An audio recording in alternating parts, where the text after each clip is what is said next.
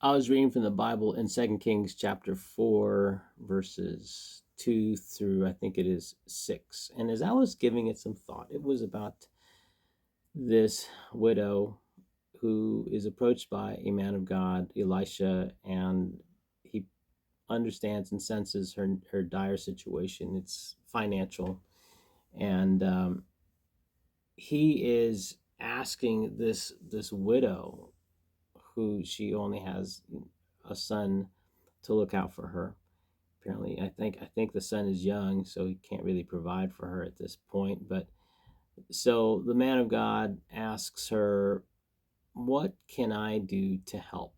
Apparently, this woman had been kind to this man of God, and um, I don't even know if the man of God waits for a response from her. He asks her, "What do you have in the house?" And she says, "A little oil, a flask of oil."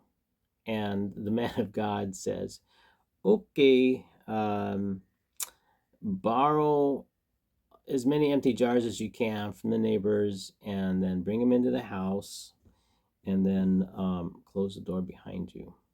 Watch what God's going to do with this." So she has her son go around the neighborhood, gathers up all the jars, and there are no more jars to be borrowed. And she does what the man of God says. She takes a flask of oil, and she then proceeds to fill every single one of those jars with oil from this one single flask that she had. And then the man of God says, "Take the oil that you now have in all of these jars, sell the oil, and live off of those sales." I believe that the Holy Spirit, who, by the way, and interestingly enough, in the Bible is represented by oil, and I believe that the Holy Spirit is asking some of us the same question: what can I do to help? In my situation, I'm asking the Holy Spirit for help in reconciliation in my family. Um, and it's interesting that the Holy Spirit, again, is sometimes represented by oil. And isn't it interesting? I think it's in Psalms 133 where it says how beautiful it is when brothers dwell in unity, because there God commands his blessing, and it's like oil flowing down the beard of Aaron, a prophet and priest, and it flows down from Aaron's beard down to his robe.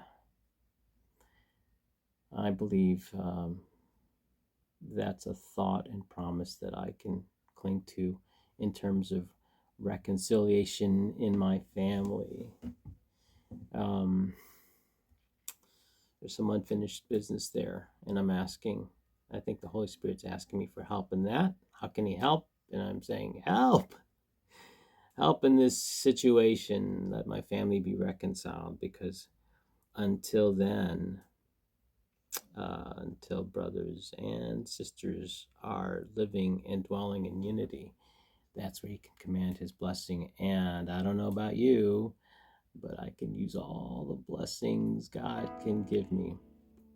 And I believe, and I think I've shared this with you in a previous vlog, that we are often blessed to be a blessing. Until next time, that's about the gist of it. Talk to you then.